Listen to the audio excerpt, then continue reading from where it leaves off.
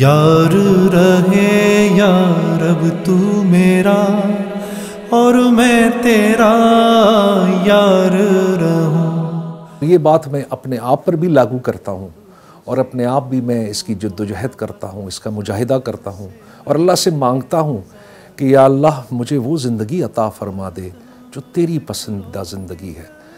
اور یہی دعا اور یہی جستجو جنید کی بھی تھی۔ اور پھر دیکھو اللہ سبحانہ و تعالیٰ نے ہمیں تو اس دنیا میں ایک بہت محدود مدت کے لیے بھیجا ہے۔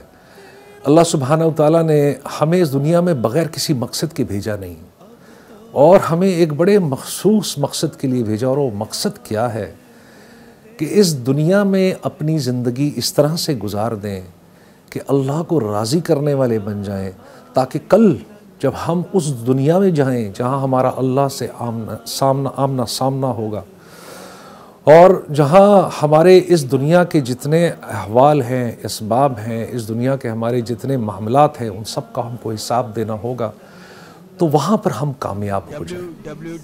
اور اس کے لیے کیا جستجو ہے؟ اپنے دل کو اور اپنے اعمال کو اس بات پر ڈھالنا کہ اللہ سے ہوتا ہے اور اللہ کے غیر سے نہیں ہوتا۔